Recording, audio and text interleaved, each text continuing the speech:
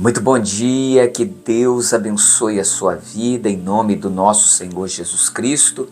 Eu sou o Bispo Cristiano e nós estamos aqui realizando no nosso canal de segunda a sexta-feira às 6 horas da manhã uma leitura da Palavra de Deus, uma oração para que Deus abençoe o nosso dia. Tá? Eu convido você a acompanhar a leitura até o fim. Convido você também a compartilhar essa mensagem com outras pessoas, amigos e familiares, e convido você que ainda não é inscrito no canal, que você se inscreva aí no canal, tá bom? Hoje nós vamos ler o Evangelho de Lucas, no capítulo 18, no verso 18 até o verso 30, onde fala do jovem rico e o perigo das riquezas, tá bom? Bom, vamos então aqui à nossa leitura. Certo homem de posição perguntou-lhe: Bom mestre, que farei para herdar a vida eterna? Nós vamos prestar bastante atenção nessa pergunta desse jovem rico, tá? Porque ela é a base da nossa meditação no dia de hoje. A pergunta dele foi: Bom mestre, que farei para herdar a vida eterna? Bom, verso 19 diz: Respondeu-lhe Jesus: Por que me chamas bom? Ninguém é bom, senão um, que é Deus. Sabes os mandamentos? Não adulterarás, não matarás, não furtarás, não dirás falso testemunho, honra teu pai e a tua mãe. Replicou ele: Tudo isso tenho observado desde a minha juventude. Ouvindo, Jesus disse-lhe: Uma coisa ainda te falta. Vende tudo o que tens, dá aos pobres, e terás um tesouro nos céus. Depois vem e segue-me. Mas, ouvindo ele essas palavras, ficou muito triste, porque era riquíssimo. E Jesus, vendo-o assim triste, disse: Quão dificilmente entrarão no reino de Deus os que têm riquezas. Porque é mais fácil passar um camelo pelo fundo de uma agulha do que entrar um rico no reino de Deus. E os que ouviram disseram: Sendo assim, quem pode ser salvo? Mas ele respondeu: Os impossíveis dos homens são possíveis para Deus. E disse Pedro: Eis que nós deixamos nossa casa e te seguimos. Respondeu-lhes Jesus: Em verdade vos digo que ninguém há que tenha deixado casa, ou mulher, ou irmãos, ou pais, ou filhos, por causa do reino de Deus, que não receba no presente muitas vezes mais, e no mundo por vir a vida eterna. Glória a Deus. A questão aqui é que eu creio que o maior problema aqui é que o conceito que ele tem da vida eterna. Ele diz: o que eu farei para herdar a vida eterna? E quando eu vejo essa pergunta, eu vejo nesse jovem que ele está acostumado, até pela religiosidade que ele mesmo manifesta ter, ele está acostumado a conseguir coisas por méritos, por seus próprios méritos. E a salvação, a vida eterna, não se consegue por meio dos nossos méritos. Nada do que a gente possa fazer, nada, não existe nada que eu e você possamos fazer para herdar a vida eterna. A vida eterna, ela vem fruto daquilo que Jesus fez lá na cruz para nos salvar. Nenhuma obra de caridade, nem mesmo o fato de vender tudo o que tem e dar aos pobres, nos dá direito à vida eterna. Ou seja, uma pessoa pode até fazer um voto de pobreza, por exemplo, vender tudo que tem, mas isso não dará direito à vida eterna. A vida eterna, ela vem por meio de Jesus. Quando cremos em Jesus, quando cremos no que Jesus fez por nós lá na cruz. A verdade é que todos nós pecamos e todos nós precisamos da misericórdia de Deus. A palavra do Senhor, ela diz que não há justo, não há, nenhum sequer, não há justo. Todos pecamos, todos carecemos da misericórdia, das misericórdias de Deus na nossa vida. Meu irmão, não é o que nós fazemos, é o que Jesus fez por nós. Agora, como esse jovem estava acostumado aos elogios, como ele estava acostumado aos méritos, como a maioria de nós sempre estamos preocupados com o que nós fazemos, né? Fazer para Deus, nós precisamos fazer alguma coisa. Aliás, na vida, né? Na vida é assim, é comum as pessoas terem uma agenda cheia. Por quê? Não, porque eu tenho que fazer alguma coisa, eu tenho que fazer alguma coisa. E não é esse o caminho pelo menos para a salvação. Quer dizer que eu não tenha que fazer? É óbvio que eu tenho que fazer.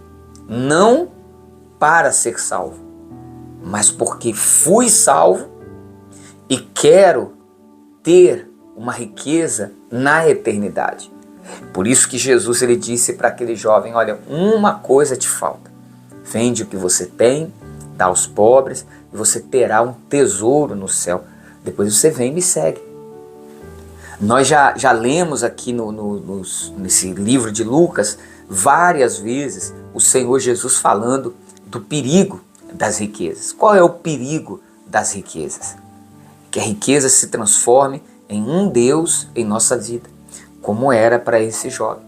Então, o fato de Jesus pedir a ele que se desfizesse daquilo que ele tinha é porque o Senhor Jesus sabia que o lugar que o dinheiro ocupava no coração daquele jovem era o primeiro lugar, era o lugar mais importante.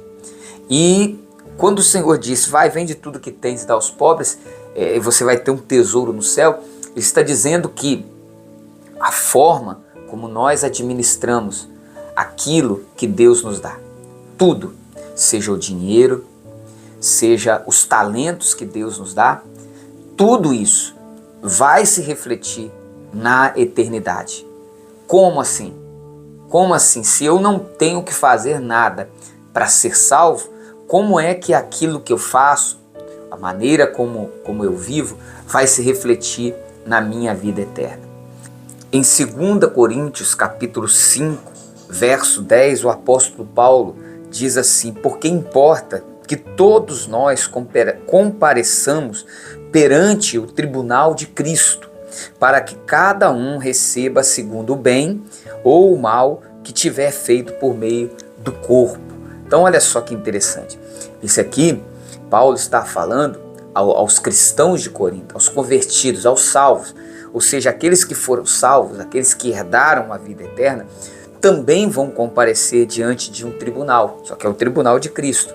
Esse tribunal não será para ver se foi salvo ou condenado. Não, esse aqui é para receber o galardão, a recompensa, segundo o bem ou o mal que foi feito por meio do corpo. Ou seja, como nós vivemos aqui, vai se refletir na eternidade. E era isso que Jesus estava falando para esse jovem rico. Ou seja, a maneira como ele administrava os seus bens iam se refletir lá na eternidade. Por isso ele fala de servir as pessoas com o dinheiro, servir os pobres, né, com o dinheiro, para ter um tesouro no céu. O que o Senhor está dizendo para mim, para você, é que a maneira como nós administramos os recursos, os bens que Ele nos dá, também se reflete na vida eterna. Tá? Ah, mas eu tenho que pagar para ser salvo? Não, ele não está falando de pagar para ser salvo, porque o pagamento para nós sermos salvos, esse já foi feito. Você tem que aceitar o pagamento que Jesus fez lá na cruz para você ser salvo e para mim ser salvo. Agora, para que nós possamos ter um tesouro no céu, um galardão no céu, é preciso administrar bem a nossa vida, tá? Administrar bem tudo aquilo que Deus nos deu. E é isso que eu aprendo aqui com essa lição, e até é mencionado aqui mais adiante, quando Jesus vai falando mais sobre o do perigo das riquezas, da dificuldade de um rico entrar no reino dos céus. E Jesus chega a dizer, olha, é mais fácil passar um camelo pelo fundo de uma agulha, que é pequenininho, do que um rico entrar no reino dos céus, no reino de Deus. Então os discípulos, eles falam, mas então quem vai poder ser salvo? Porque o conceito deles era de que a pessoa que era rica, porque era favorecida por Deus. Se ele não pode entrar, então se esse jovem que obedecia os mandamentos, que era alguém que tinha as bênçãos, né, ali nesse mundo, não podia entrar, então quem poderia entrar? Então Jesus fala lá, os impossíveis dos homens são possíveis para Deus. Glória a Deus. É impossível, querido. Mesmo que nós pratiquemos ali o mandamento, mesmo que a gente seja uma boa pessoa, e que a gente deve ser, mesmo que a gente faça obra de caridade, e devemos fazer, mesmo que a gente sirva e faça tudo direitinho, mas eu posso garantir para você, tem uma coisa que você não consegue viver sem pecar. Qual é o ser humano que pode dizer assim, olha, a partir de hoje eu decido e eu não cometo mais nem um pecado, nenhum, nem no pensar, nem no falar, nem nada. Qual é o ser humano que pode garantir que pode viver sem pecado? Me diz. Ninguém.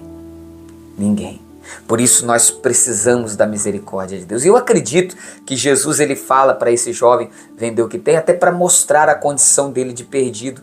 Porque eu acredito que o que ele esperava de Jesus era o que as pessoas diziam dele. Puxa, você é muito bom. Não, seu lugar já está garantido no céu. Não, você pode ter certeza, você é um bom filho, você conquistou suas riquezas de forma honesta, você é uma pessoa muito boa. Era o que ele estava acostumado a ouvir. Ele queria que alimentasse a vaidade dele, querido. E às vezes é o que a gente quer. Mas na verdade, quem somos nós? Quem somos nós? Quem somos nós diante de Deus? Não quem somos nós diante das pessoas. Somos falhos, pecadores, perdidos. Essa é a sua condição. Essa é a minha condição. Mas ele não conseguiu ver isso, tá? E os impossíveis dos homens, ou seja, ainda que seja impossível é impossível, quer dizer, para os homens ser salvos pelos seus esforços, mas é possível, Deus fez isso possível, através da cruz. Glória a Deus por isso. E aí Jesus termina o texto dizendo, olha, quando eles perguntam, e nós deixamos tudo. O Senhor Jesus disse, não tem ninguém que tenha deixado por causa do reino de Deus. Porque tem gente que deixa. Ela dá uma oferta, ela dá um dinheiro, mas ela dá não por causa do reino de Deus, ela dá para receber. Não é o que dá pensando assim, poxa, eu dei, mas eu não recebi. Não, você não vai receber mesmo. Porque quem deixa por causa do reino, não é por causa de si, mas do reino. É sem interesse próprio de receber. Esse aí está apto para receber muitas vezes mais aqui e ainda assim, e mais importante, é a riqueza dos céus, é a vida eterna, é o galardão. É maravilhoso isso. Eu quero que você guarde essa palavra no seu coração, em nome de Jesus, tá bom? Vamos orar? Senhor nosso Deus e nosso Pai, em nome de Jesus, te louvamos, bendizemos, exaltamos o teu santo e bendito nome. Pai, sabemos que não há méritos nenhum em nós. Não há nada que nós possamos fazer para ser salvo. Só há uma coisa: crer, aceitar o que o Senhor fez. Sim, Pai, somente isso. Não há nada que eu possa fazer. E eu louvo ao Senhor por ter dado a vida por mim ali na cruz. E eu oro agora por este irmão que se acha perdido, mas que quer ser achado. Tua palavra diz que o Senhor veio buscar aquele que estava perdido.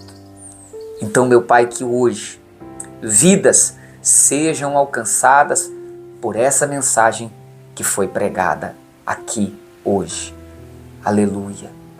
E que haja salvação. Eu não sei qual seja a renúncia, eu não sei qual seja a palavra que o Senhor falou ao coração dessa pessoa, mas que ela possa ouvir a tua voz agora e mudar e ser transformada pelo Senhor, pelo teu Santo Espírito. Em nome de Jesus, abençoa esse nosso dia de hoje, Pai. Dá-nos um dia maravilhoso na tua presença. Abra as portas para aquele que precisa de um socorro na sua vida financeira. Eu oro também por aqueles que estão doentes. Cura-os, liberta e salva. Consagra este copo com água, em nome do Pai, do Filho e do Espírito Santo. Amém. Glória a Deus. Beba da água. Glória a Deus. Forte abraço, um bom dia e até amanhã com mais uma palavra de Deus para o seu coração.